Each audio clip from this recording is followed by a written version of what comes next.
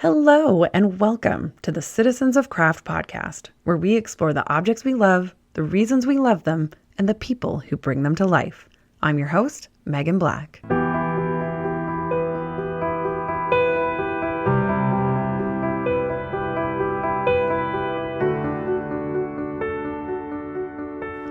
In my position as the director of the Canadian Crafts Federation, I have the honor of meeting artists, educators, writers, and enthusiasts. These are the Citizens of Craft. Join me as we explore their stories through the 10 manifesto statements of the Citizens of Craft movement. In Season 2, we explore our final 5 manifesto statements, including one size should not fit all, and vases are people too.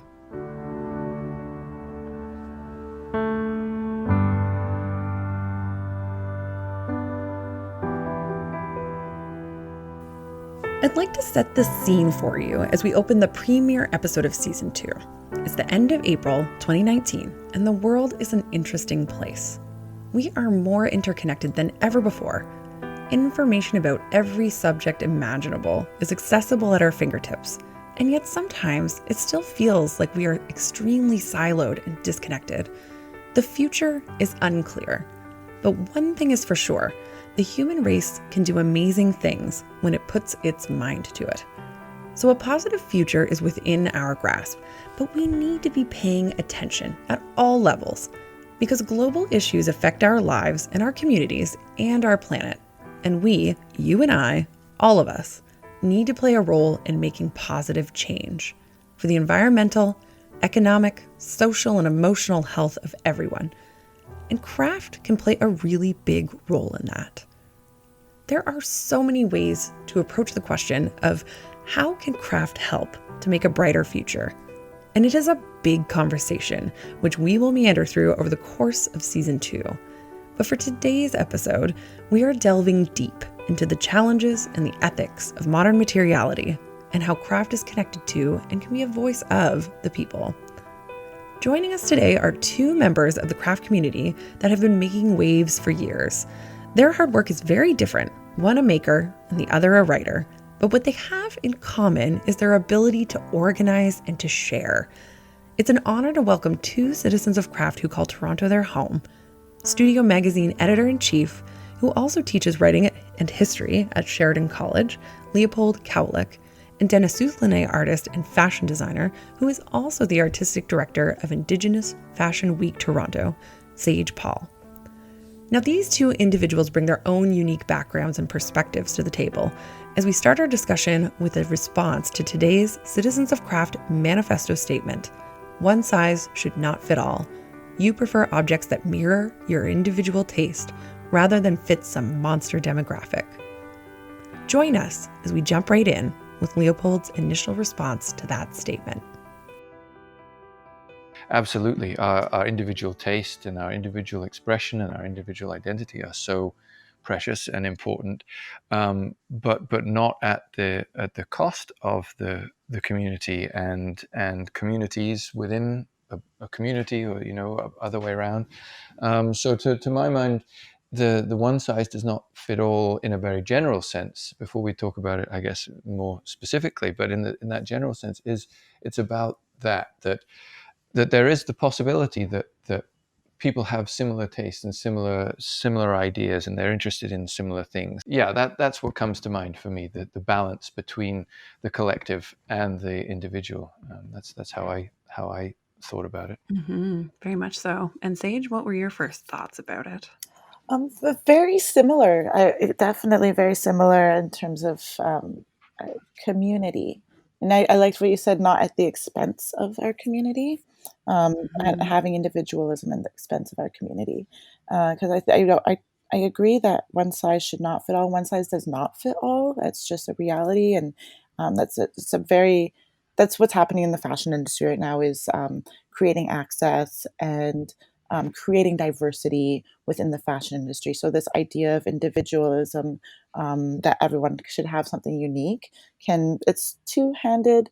On one side, it's empowering to many different groups of people, but on the other side, it creates like when we're talking about this individualism from huge corporations that exploits Mm-hmm. community, then they're creating more stuff.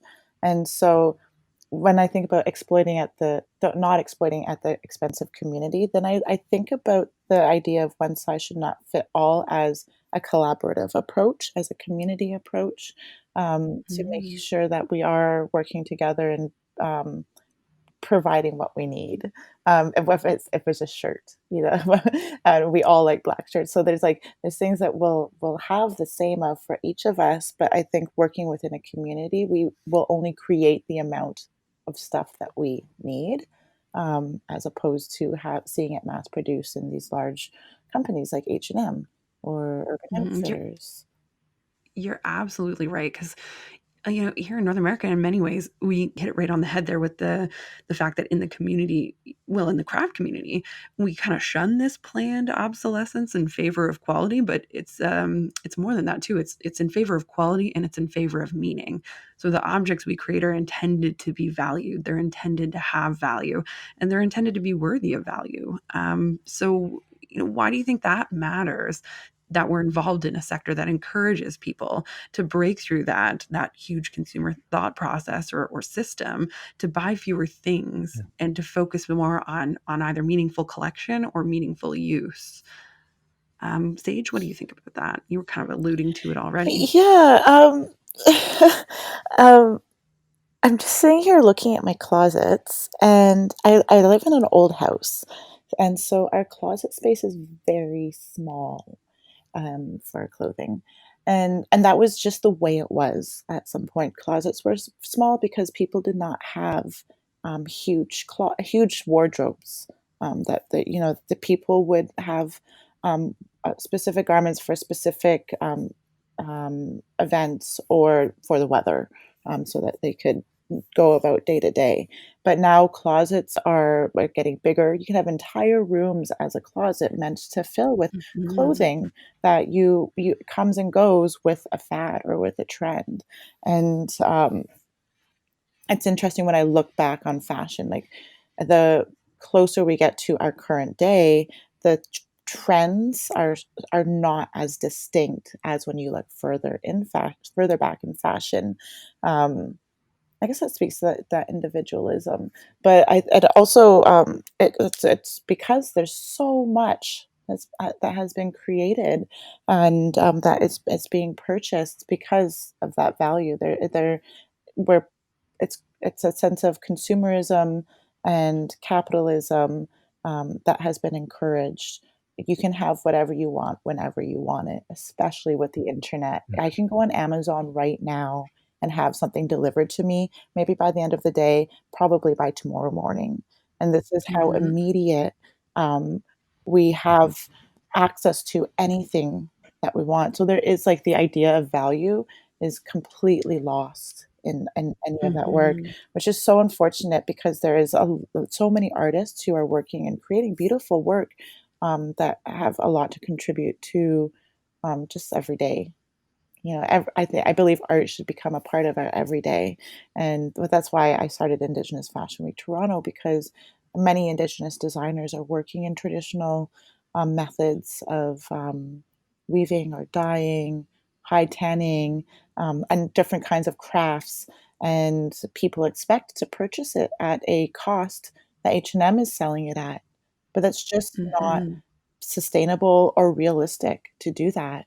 And so that's for when I look at this mass production that's going on, I really think it's up to the consumers. I mean, we all play a part in it, but really, I think I want to hopefully encourage and provide um, knowledge and education for consumers to change how they're purchasing and consuming. Mhm. I think that's so important, and good on you for moving that whole process through with Indigenous Fashion Week, because I think that Yeah. is a way to tap into what people love about fashion, but bring with it that knowledge and a better understanding of the reality Mm. of how these things are made and why they're made and where they're made and how people can connect with them. Leo, what are your thoughts on that? Yeah, I mean, absolutely, and I agree in the work you're doing, Sage, and other people here in Toronto and across Canada, that to kind of activate that question that you pose. And I think what work craft work and yeah, would say what craft does is it sort of puts that pause. Why am I consuming this? To the consumer, why am I going out to buy this? And I mean, like you just said, Megan, people love fashion. But there's something very alluring about attractive thing, about beauty, in one way or another, and whatever we mean by that. And that's a huge thought in of itself. But there's something very alluring in that, and I think that when someone walks into H&M and says, "Oh, I have to have that, and it's $15, and it's going to make me feel great tonight, or whenever when I wear that thing," I think there's something at the heart of it. There's something very positive there. There's something about the human experience of again, kind of going back to it, about identity, about finding out who you are and expressing it. And I also think that there's there's a pleasure in that. And unfortunately, what the capitalist system does is it kind of milks that. Instead of just Mhm. saying, "Hey, have this pleasurable thing once a month," or I think about chocolate sometimes. Like, yeah, have chocolate once a week, or maybe one little chocolate each evening or something, and maybe that's okay. But if you're eating chocolate kind of all day, every day, well, then of course, then that's when it becomes perhaps a little bit less healthy. And in the same way, buying a shirt every day, every week because they're $15 because you can afford it, that's exactly as Sage says. That's a really negative thing, and that has to do with value. And so then that's a question of sort of value as utility. Like is this useful to me? And the way that the story is told currently by we're picking on H&M, but there's a whole lot of high street stores that do the same thing, is yes, this is useful to you because it becomes an expression of who you are, and it becomes an expression of this part of identity, and it's also your right, and this kind of course ties back to the individualism thing. And I think what craft does, and all the things that we can fit into the craft discussion, um, is put a pause on that, and helps us push against those inclinations. I mean, it takes a little bit of willpower to look at that second or third or fourth chocolate and say, no, you know what, I really want it, and it probably isn't a big deal, but I'm not going to have that. And there's almost you can have a little party and a little celebration to yourself. Hey, I just I know I wanted that, but I decided not to have it. And I think craft has that built into it. Craft is a little bit more expensive, and in some cases it can be very much more expensive. And so if it's not accessible to everyone, or at least if it's not accessible to everyone every day, that then means that the value comes back to something, and to just basically repeat what Sage said, kind of comes back to something that is not about financial things, and it is about meaning. And so yeah, that's why am I consuming this? It seems to be the question that craft pops up, and I that's one of the things I really appreciate, the current kind of adoption and the use of craft ideas as a way to counter that. And I think it's important to even think about that next level. You mentioned that instinct kind of to just go for what you want, but do you actually really even want it? Do you just want it because it's there and it's cheap and it's easy? Do you just want it because it's got a little bit of a desire to it? I always say, you don't buy craft by accident. Sometimes you can go shopping and come home with things that you just didn't even think you would need because you saw it in advertising and whatever in the moment, right? But you don't buy craft by accident. It's a conscious choice. So there's if it were just about your own personal feeling, I think, or if you were just kind of living your life for yourself in that moment, that's one thing. But that whole system, the sort of evils of fast fashion, and the environmental impact that comes with that, and the social impact that comes from that, the more we think about that, and the more we're conscious of that in our everyday practices or our everyday lives, I think we'll be more willing to lean towards sustainable practices, whether it's, sustainable mining or renewable textiles. It's got so many layers to it that are important, and craft really, really helps and can help even more if we put our minds to it within the community as well to have an even better impact. So yeah, like I just think it's really interesting to think about all of those different impacts, the environmental and the social. So Sage, what are your thoughts down that road? Because there is so much happening from these huge corporations and these huge companies that don't value, that don't add value into the work, that they don't emphasize the value of what they're selling. They emphasize the convenience of it and the trend of it. It's Mm-hmm. advertising. But when it comes to craft and that the type of work that maybe our aunties are making, or our sisters are making, or our uncles are making, there we know where that comes from and what that value is on it. And so my focus has really been on not to try to oppose our create awareness around the negative impacts of the fashion industry, but has been more on the side of creating space for artists and creators, makers, crafts people, to have space to sell their work and to um, have space that hopefully eventually will overshine or will provide access to consumers.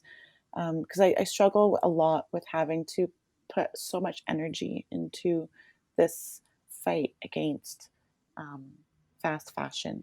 It's destroying the earth.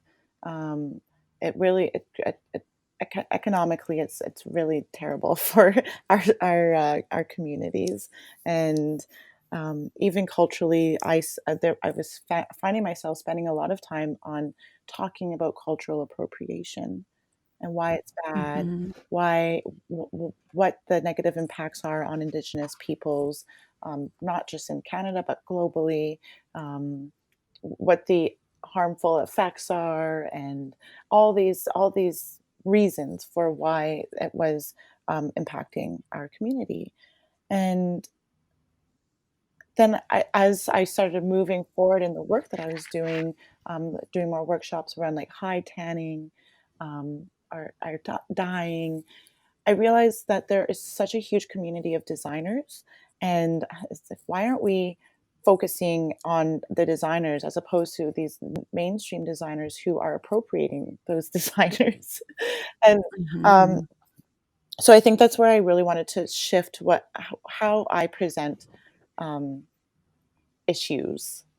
Is not to present the issue, I guess, is my approach. So so for me, I really support working with locally made products. So for me, hide tanning is a big one, and I like to use hide in the work that I do.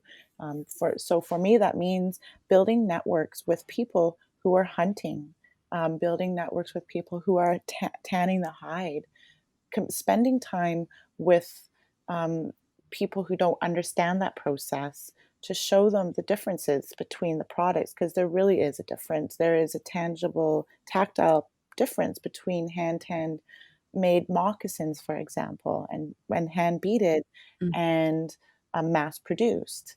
And an example of this is at Indigenous Fashion Week Toronto, we had a group of satsunes, which are like grandmas, that came from Northwest Territories, and they had brought all of their moccasins with them, and they were just beautiful, like just like, and that's who has the best, are like the older women generally, Mm-hmm. because they've been making them for so long. The quality is Mm-hmm. outstanding. The design on them are beautiful. The design of the shoe themselves comes from like centuries and from generations. And so they had these beautiful moccasins that they had created, and some people who were walking by, wanted to purchase them. Um, but first they saw Manitoba Mucklucks. And so they went to Manitoba Mucklucks first. And at Mm-hmm. Manitoba Mucklucks, their moccasins are $200 or whatever they are. And the people are like, "Oh no, no, we can't do that." And they're like, what? But they're like, this is the cost that it makes. And I know Manitoba does outsource the their shoe so that they can compete on a more mainstream level with shoes like UGG or Sorel. So that's their Mhm. main competitor. Mhm. So they've chosen to go overseas, and they're doing it as ethically as possible. And there's always going to be controversy around as soon as you leave. That's making things locally and culturally Mhm. made. But once these people saw, like, they were looking at the two difference between, here's handmade moccasins and here's mass-produced moccasins. They're like, oh, probably handmade are going to be less expensive. So they went to the older women, but these moccasins that these Satsunes were making were $1,500 an up.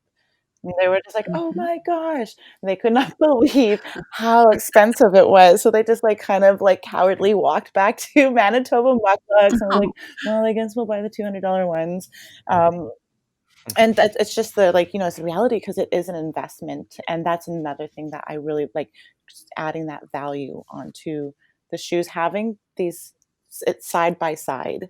Um, it's like ethically they're made produced completely differently. The ones that the grandmothers made were hand tanned, made in Northwest Territories. They sit there, make them by hand. They bead them by hand. It's multi generational old um, design for the shoe. There's so much like the value that goes into it. And then on the other hand, we have the Manitoba mucklucks that are made overseas, but also are meant to be more accessible. That helps to um, carry forth traditions of the muckluck and of the moccasin, but in a more accessible way. And Mhm. And I think it's really interesting that, showcasing having a space to showcase that skill. So, you mentioned earlier not wanting to necessarily focus on the negative and always putting that component into it because it is a real part of the whole fashion industry, but making space to showcase the positive components of it is really important. And I think that Studio Magazine does a lot of that. Leo, can you talk a little bit about how and why it's important for studio to kind of put that positive story forward and to dig into all of that? In the magazine, my job is to kind of try to air it all and try to get it all in there, and so I do spend a lot of time thinking about some sort of discussion of exposing some of the negative sides, and while also, of course, trying to promote and develop the positive side. So yeah, I mean, to try and be a little bit more specific, I mean, it's I guess to come back to the idea of the textile industry, we've done a few different articles where we've looked at the textile industry and the sort of the broad industrial world textile industry, and depending on whose metrics you use, seems to be general agreement that it's the textile industry is the second most environmentally harmful industry in the world after fossil fuels, and I think it may be after specifically oil recovery, but certainly fossil fuel Mhm. reclaiming. So yeah, we've tried to look at that, and then we've also then tried to propose some or present some solutions. And I look at uh, uh, a maker, a designer in Vancouver called Katherine Susi, who has made a career both as a designer but as an artist as well. Largely out of reclaimed materials. She's had relationships with hosiery manufacturers, and there used to be several in Canada, and now they have shut down. And I think she now has to go to the United States and further afield. And what she does is when a hosiery, tights and that kind of thing in particular, she when they make something and there's a flaw in it, they of course just scrap it, and what happens is it just goes into a landfill basically.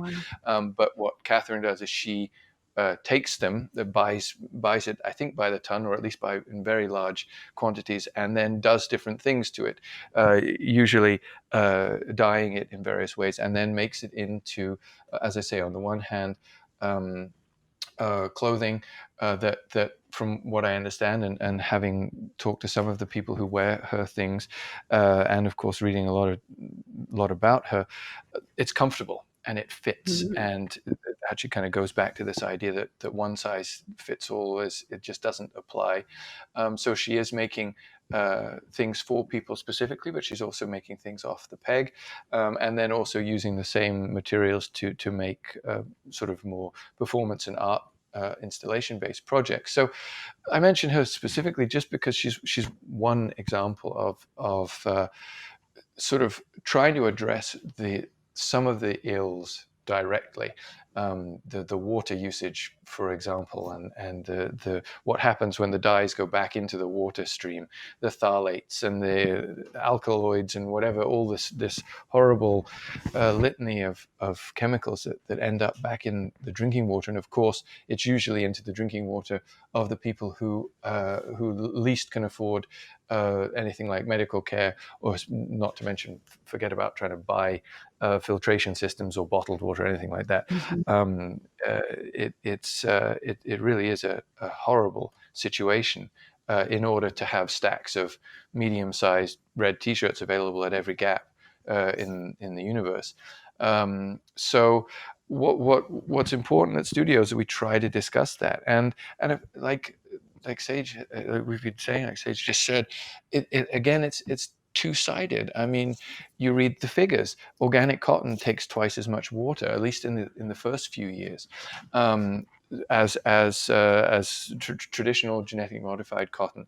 I read there's a really interesting article. It's old now, I think from the mid-90s, by a guy called Hocking, Martin Hocking, I think, from I think the University of Victoria or UBC, about comparing reusable mugs to a couple of different disposable mugs, styrofoam and paper.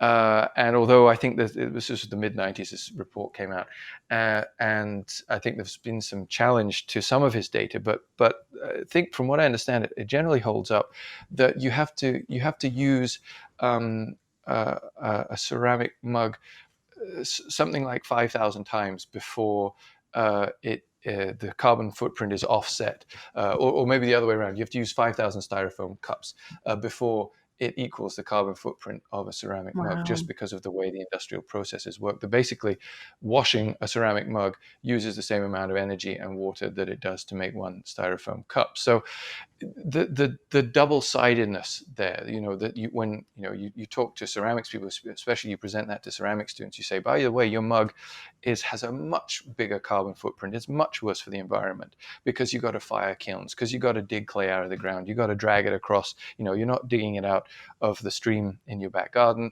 In a lot of cases, if you're buying industrial clay, it's been brought from somewhere, and it's been shipped to you, and all of that. But that still doesn't necessarily mean that the styrofoam cup is the right cup to be using. And I think, I think the position I would say is obviously it's not. But then that means you have to have a more nuanced conversation. It's not just that the cup becomes the ceramic cup becomes the good one and the styrofoam cup is the bad one.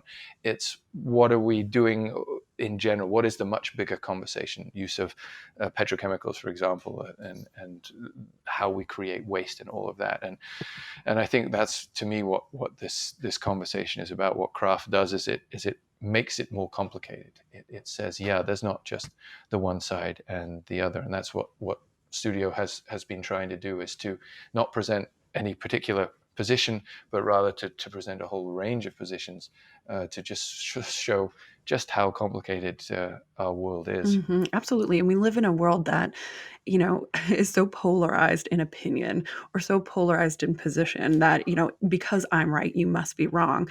And I think that within craft, sometimes people can think, oh, well, this is the better way to do things. And in general, I absolutely agree. But I think within our own practices, it's really important for us to start looking at all the things that you just mentioned.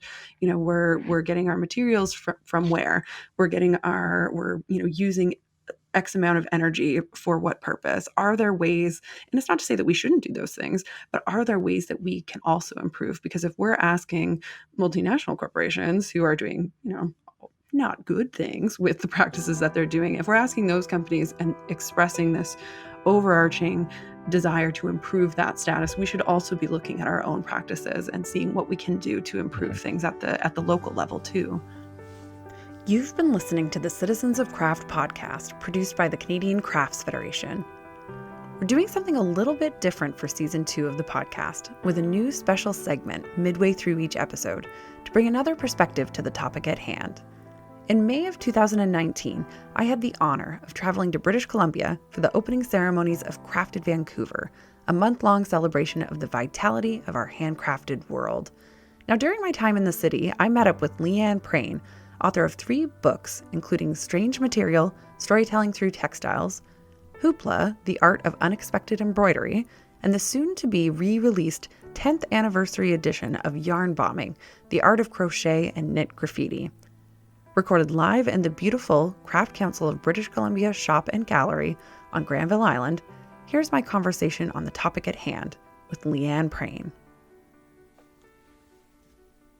Thank you so much for joining me today. Thanks for having me. So it's pretty clear to me that you are a big fan of craft, having published 3 very intriguing books about textiles and textile art. But if someone were to just look at your bio online really briefly, they might not know necessarily that you are in-depth involved with craft. So, you've got a background in creative writing, in art history, and in publishing. But what was it that drew your interest into craft? Mm-hmm. I kind of became an unexpected craft book offer, if that makes sense. So I worked in several community arts councils when I was in my late teens and early 20s doing community art programming. And so at that point, both on Vancouver Island and North Vancouver, I was working in public galleries, much like this one, helping craft artists install their work alongside, painters and, craft and sculptors, and craft and art sort of were intermingled. They weren't divorced. So that's something that's always been of interest to me. So we've talked a little bit about making objects for messaging, but we also live surrounded by textiles at all times. From the time we're born and we get that first baby blanket to the clothing that we choose to wear and the objects that we choose to have in our homes. And people maybe don't think about where those things come from and the environmental impact, the social impact, that whole breadth of meaning for textiles. So how do you think about that on a daily basis? Is that something that you think is really important in your everyday life? Or, how do you feel about the fact that people are disconnected from those ideas? I think it's really important. Again, I guess because I started sewing at such a young age, and I grew up in a house that was really environmentally conscious, even before it was very conscious in public, if that makes sense. Yes. It's crazy to me that so many people that I know who are of my age, and I'm in my early 40s, they don't know how to sew a button onto something. They'd rather dispose of it than just go to a store, buy a button, and add it on, or save the button that happens to come with their manufactured clothes, or they don't know how to hem their own pants. And that's a life skill. And we're not taught those life skills in school necessarily anymore. And we're also just disconnected from how clothing reaches us, or maybe investing in clothing and having clothing longer.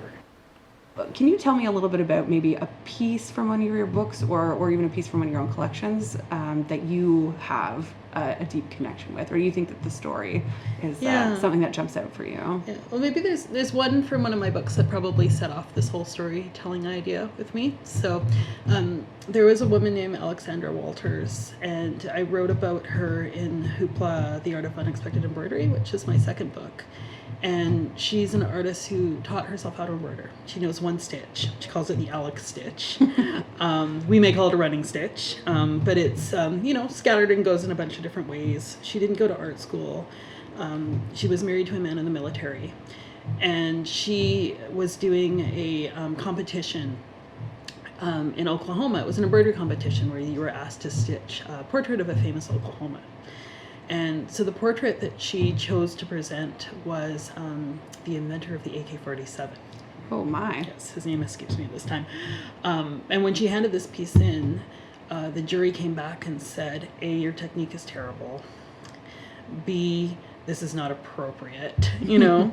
And so how she imparted this experience to me was, and at the same time she was blogging, and she was keeping this blog where she was posting embroidered images of like Prozac pills and, guns her husband was doing training with, embroidered on tea towels. And she was receiving a lot of criticism. This is like, blogging was big, and people were being like, this is inappropriate. How dare you do this?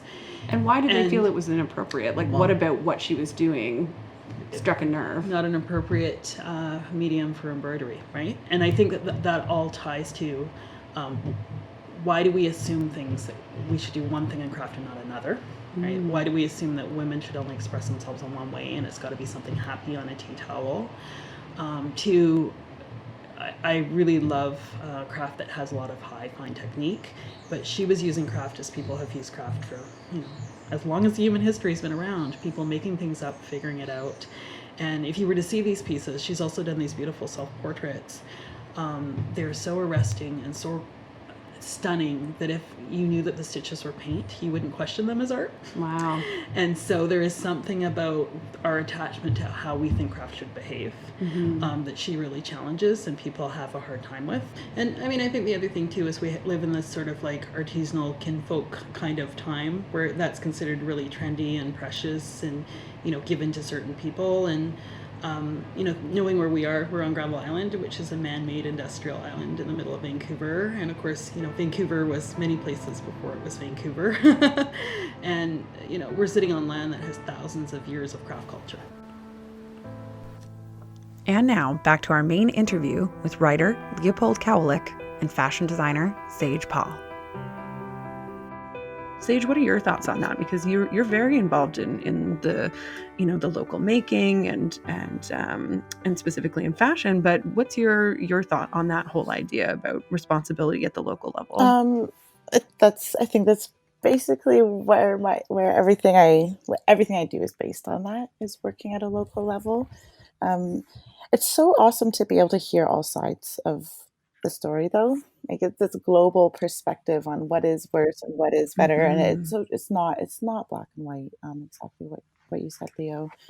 And so when it comes to responsibility, I think that's the really important consideration in this whole mess of fast fashion and all the environmental and ethical issues that come along with it. Is how are we being responsible? What are we being accountable for?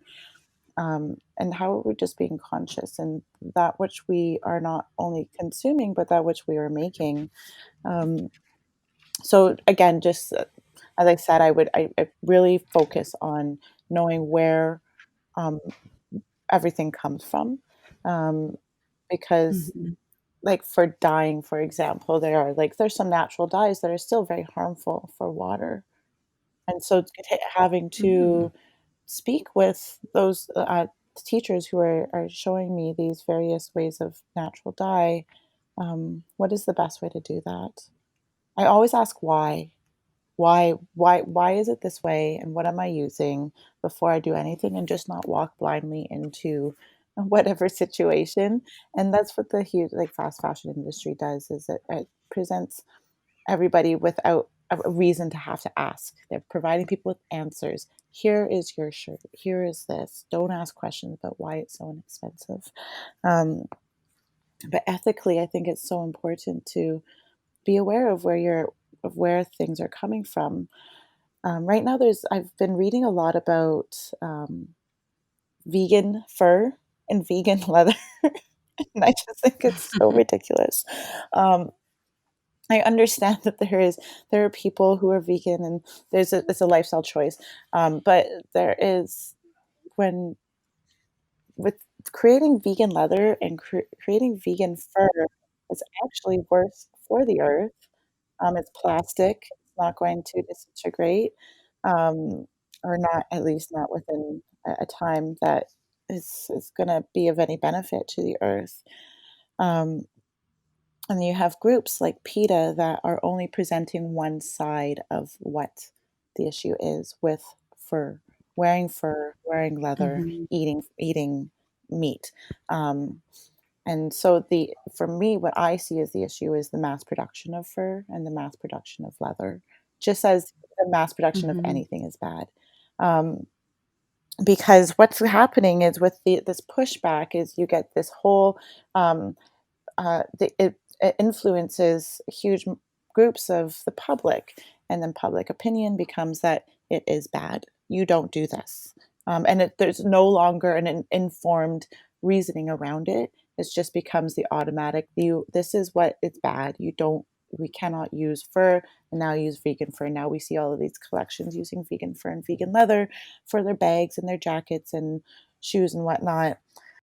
Yeah, I guess it's just like looking at this from those two sides, like what's ethical and what's our responsibility. And I think our responsibility is really understanding um, where each of whatever we're purchasing, knowing where it comes from, because the story and the process is so complicated, and we cannot just be relying on one public opinion of something from a group that advocates specifically not to eat animals, for example. um, like there's just Mhm. Yeah, Yeah. it doesn't give reality, or it doesn't give the perspective of the people who are actually impacted by that. And it's okay to have a personal opinion, but when it's really, really impacting a community in a negative way, we should look at that whole spectrum of the ins and outs of what, why are we putting these restrictions on things, and how, and what's the best way forward. Mhm. So let's end today on what we're calling our very big question, which is something we've kind of been dancing around through this whole conversation. But to you personally speaking, what do you think is the importance, the biggest importance of craft in culture or in society? What has been its impact on you, or do you see it as the impact on society? So I know that's a big question, but if you've got a gut reaction to that, please share it. So I'll go to you first, Leo. Yeah, I like these small questions we're wrestling with here today. Pithy, right? I like the last one is the big one, unlike all the other ones we've also been trying to cover. I don't know. I think it may, I don't know. It sounds maybe a little hackneyed now, but what I at least used to say about craft is that it's art with the politics put back in. And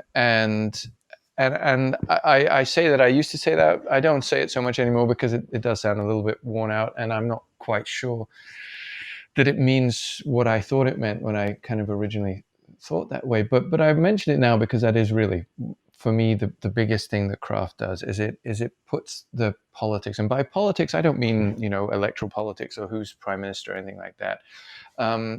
What I mean is the big questions of labor, who's making something, of transactions, of exchange, who is consuming, who is making, who's producing, is the buying and selling of things as we've kind of received it, the only way to do things, or to put it another way.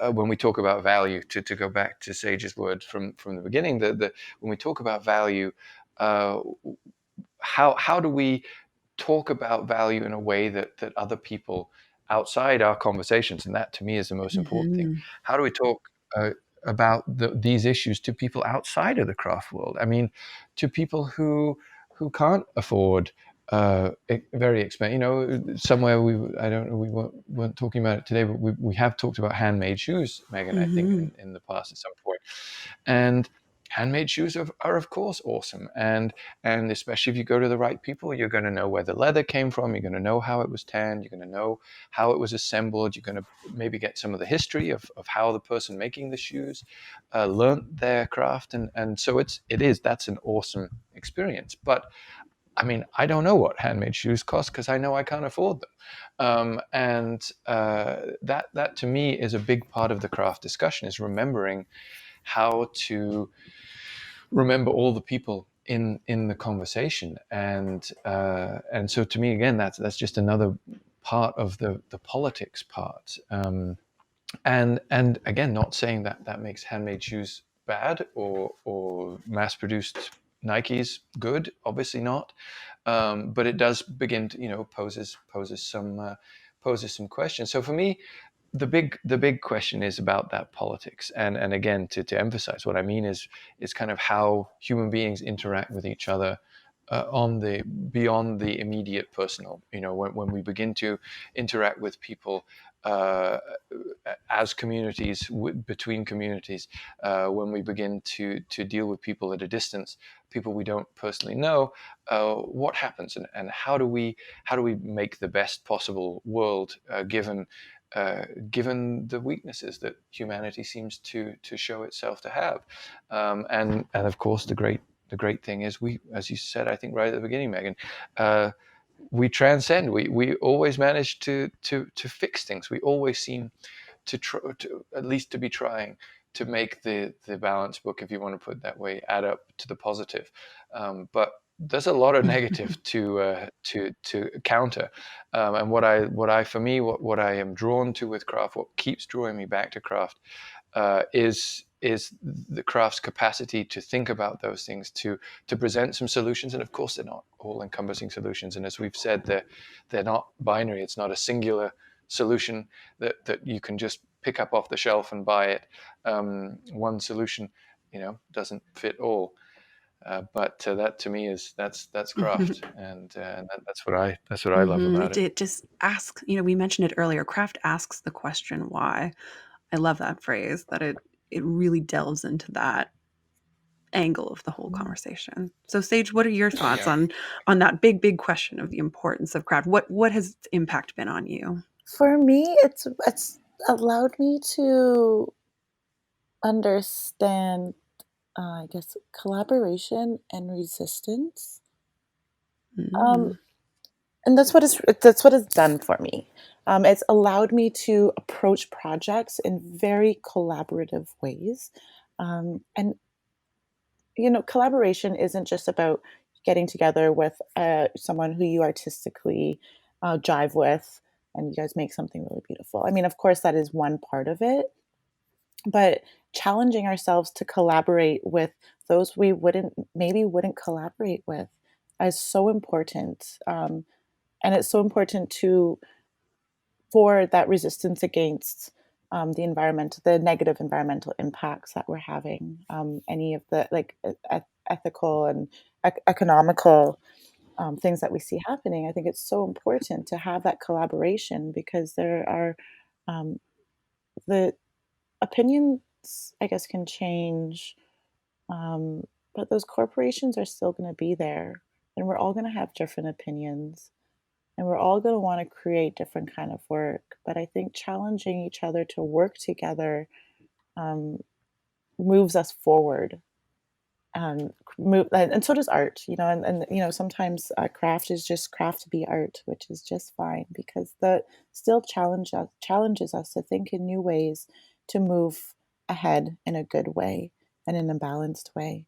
And that's what's been really important for me through my journey in fashion and crafts and the arts world, and all of this intersection of culture and fashion and arts. Like, I'm living right in this intersection right now, and I have all these really huge, broad conversations every day, because I am so lucky and privileged to be able to have conversations with people who work in the arts, or people who work in cultural sectors, or people who work in the fashion industry.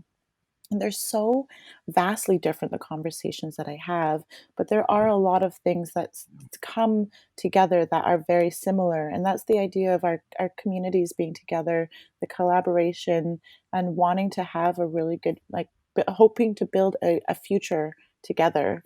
And that's what I'm finding within craft. And I don't, it's not about being didactic and preaching any sort of political message, and sometimes that happens, but sometimes it's just art to be art. But it's that collaborative approach that has really drives me in all of the work that I do, whether it's my own artistic work that I create or programming for Indigenous Fashion Week Toronto. If you would like to hear more, see more, and read more about contemporary craft practice in Canada, you are in luck. Because Studio Magazine is chock full of the cutting-edge craft happening clear across the country and beyond. It is so important that this community have a voice like Studio, where traditions are upheld, but also questioned, where the who, what, where, why, and how of craft breaks out of your own box, exploring and contextualizing the amazing things that are happening in this field. I have been along for the ride with Studio ever since it was birthed from the Craft Ontario newsletter well over a decade ago, and every national issue brings with it a new Canadian story, a new Canadian perspective, and a new Canadian artist, or 2, or 10, to celebrate and to covet. Expand your understanding of the craft world around you and subscribe to Studio now at studiomagazine.ca. Check your local newsstand or ask your local provincial or territorial craft council how you can get your hands on an issue today. Today's episode of the Citizens of Craft podcast has been made possible through the sponsorship of Studio Magazine, the Canada Council for the Arts, and with the support of the many members of the Canadian Crafts Federation. Learn more about this movement at citizensofcraft.ca. There you can see the profiles of over 600 professional craft artists in Canada. You can search by artist, medium, and location, even your own postal code, to connect with artists where they live and work across the country. If you're a maker or a lover of all things craft, make a local connection. Look up your local provincial or territorial craft council to learn more about craft in your region. Join us next time on the Citizens of Craft podcast. And until then, craft on.